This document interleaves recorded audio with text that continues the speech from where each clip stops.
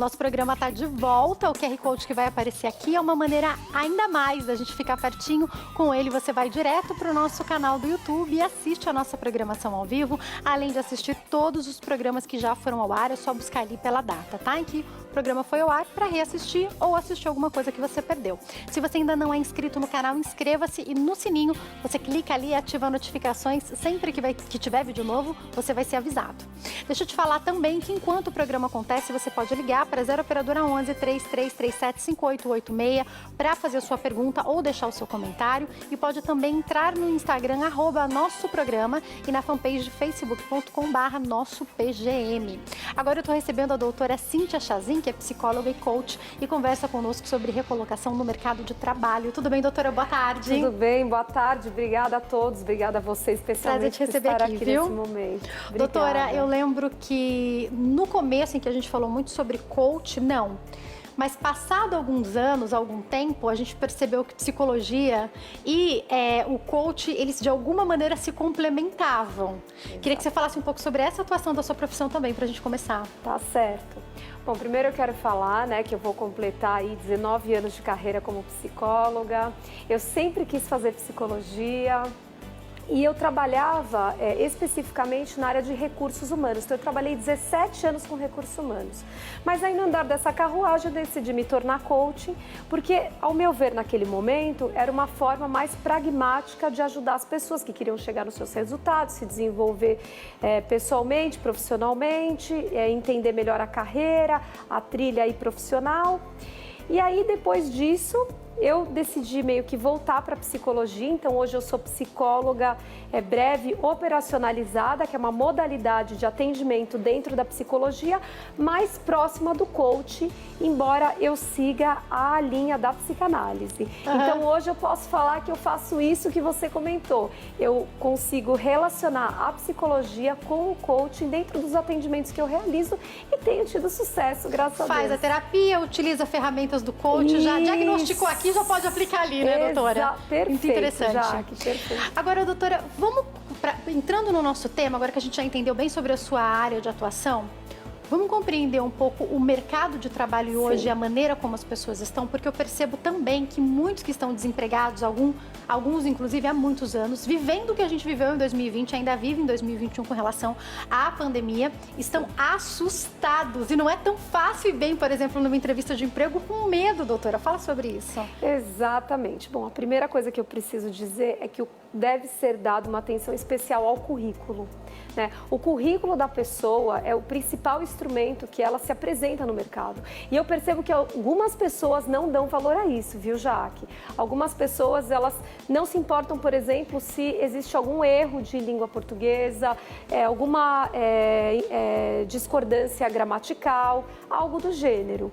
E o preparo para a entrevista, como você bem colocou, é um elemento fundamental nesse processo de seleção.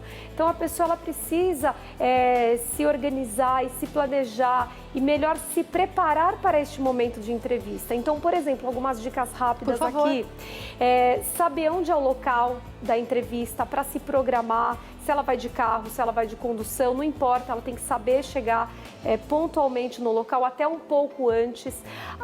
O melhor vestuário, maquiagem que ela deve utilizar, a comunicação dela, ela deve ser objetiva, responder o que foi questionado, sem prolixidade, sem redundância. Então, são algumas dicas rápidas que eu posso te colocar aqui para ajudar a pessoa a se dar melhor nesse momento. Doutora, eu vou falar já sobre as entrevistas online que estão acontecendo muito, mas eu quero falar um pouco sobre as presenciais e algumas já voltaram. Então, vamos lá. Daqui a pouco a gente pode até repercutir mais sobre currículo, porque não vão nem chegar em você se o currículo não estiver adequado, né? Exatamente. Mas vamos supor que o currículo já está adequado, a gente chegou lá na entrevista.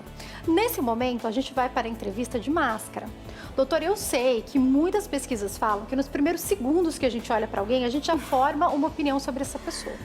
Chega lá com o sorriso do Coringa, sabe que tem várias pessoas que têm essa máscara. Chega lá com um narizinho de palhaço. Doutora, não faz diferença a escolha até dessa máscara, já que eu tô pensando na minha vestimenta e na minha maquiagem? Faz. Parece uma bobeira, mas faz diferença, não faz? Parece uma bobeira. Bom, a primeira boa notícia é que quase um ano após o início da pandemia, as pessoas elas já se acostumaram a se confrontar de máscara, sendo essa uma preocupação para que as pessoas não adoeçam. Então, aquele impacto que antes acontecia, hoje diminuiu. Mas bem colocado por você, já que a pessoa precisa colocar uma máscara que não pressione tanto o rosto, ou ainda que não forme aquele narizinho vermelho de palhaço, para que ela não cause uma primeira impressão negativa no recrutador. Acho que as máscaras descartáveis também, pensando na estampa em tudo, são uma boa opção, né?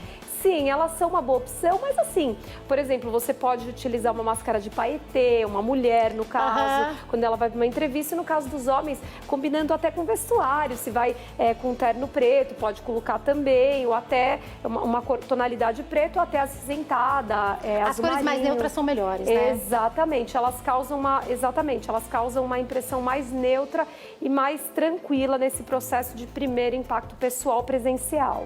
Doutora, a pessoa que vai para uma entrevista de emprego está há muito tempo desempregada ou teve um problema, às vezes ela errou, teve um problema na outra empresa, por isso foi mandada embora. Geralmente essa pessoa morre de medo que perguntem sobre isso na entrevista. É importante se preparar até para falar sobre isso?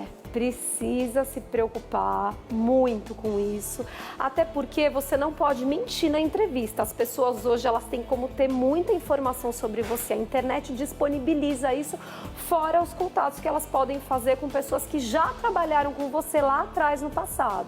Mas você precisa se preparar para colocar essa informação de forma que você não se prejudique, porque muitas vezes você não tem a noção de que forma que o recrutador, que a pessoa que está te entrevistando, vai receber essa informação. Então, ele pode receber de maneira negativa e destruir ali, num primeiro momento, uma imagem que foi tão bem construída durante ao longo da entrevista. Doutora, foi mandada embora do outro emprego por um problema. Como que ela pode montar essa frase? Ela pode falar, olha, eu aprendi, ou não fala. Como é que é isso? Porque pode ser que abordem, né? Por que você saiu da última... Tô vendo aqui que você saiu da última empresa há 5 meses. Por que você saiu da última empresa? O que responder, doutora? Então, um dos principais problemas é conflito com gestão. Com líderes. E aí, como eu vou colocar que eu tive problema com o meu gestor e aí eu tô procurando um emprego de novo e esse cara que tá me entrevistando pode achar que eu tenho problemas com ele? O principal é esclarecer de que forma que acontecia o conflito de maneira neutra, nem levando a questão pessoal tipo, coitadinho de mim, né? Isso, nem se vitimizando e nem colocando a outra pessoa como diabólico ou como mau caráter, ou seja, qual for aí o qualitativo adotado na hora. O importante é trazer a situação. Eu li um livro que chama Gerente Minuto, do Spencer Johnson, que foi o mesmo que escreveu Quem Mexeu no Meu Queijo, que é mais conhecido por esse título. E ele fala muito que feedback tem que acontecer em cima do processo, da situação e não da pessoa. Então, dessa mesma forma, eu dou a dica da pessoa sair do envolvimento afetivo, emocional e trazer a questão para a razão, colocando o que acontecia de errado, o que de repente ela aprendeu com isso, porque isso ajuda muito também, e o que ela fará diferente numa nova recolocação. É muito importante isso que você falou da questão pessoal, porque aí quando o outro pergunta, às vezes você vai falar, não, é que tinha uma moça lá que queria meu lugar, ou tinha um rapaz lá, e daí ele me perseguia. Muitas vezes as histórias são assim, isso não interessa para quem tá te recrutando, não é isso. E dependendo da maneira como você conta, a pessoa pode olhar e falar, gente, essa pessoa é muito problemática, eu não vou trazer ela para cá não. Essa resposta tem que estar pronta antes, né? Sim, essa resposta, como todas, precisa ser trabalhada, precisa ser devidamente organizada mentalmente, e a pessoa ela precisa tratar a questão, como eu já havia comentado, com objetividade. Então, acontecia isso, teve essa outra consequência e eu entendi o que eu aprendi e como eu posso fazer de diferente num novo momento para que ela não se prejudique, para que ela não não seja mal interpretada e muitas vezes não seja entendida de maneira equivocada a ponto de que ela pode atrapalhar um trabalho, o que pode ser uma fantasia do recrutador em cima daquilo que ele escutou. Doutora, como lidar com ansiedade na hora da entrevista de emprego, seja ela online ou presencial? Então, se for online, é um pouco mais fácil. Porque a pessoa geralmente está na casa dela ou está em algum ambiente mais tranquilo, que ela não vai confrontar presencialmente o recrutador, a pessoa que irá entrevistá-la. Então, assim, eu sempre indico exercícios de relaxamento. Se for presencial, chega antes no momento da entrevista, vai até o toalete, dá uma olhada no espelho, verifica a feição, se está tranquila, conta até 10, respira fundo umas 3 vezes. Em casa também podem ser feitos esses exercícios. Segurar um objeto nas mãos, um elástico, por exemplo, enquanto você está fazendo a entrevista, ajuda muito a você canalizar a energia para aquilo e não mostrar tanto nervosismo, tanta tensão no discurso, na comunicação com o entrevistador.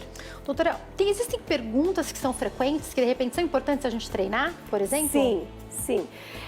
Tem uma pergunta que é fundamental e todo mundo faz, que é: comente sobre a sua experiência profissional, na qual você vai trazer toda a sua trajetória. Então, de repente, coloque isso no papel antes, para você já saber a ordem das coisas, né? Perfeito, Jaque. Colocar num papel é uma das melhores dicas que eu dou. Os meus assessorados, eles sabem disso, eu sempre oriento eles.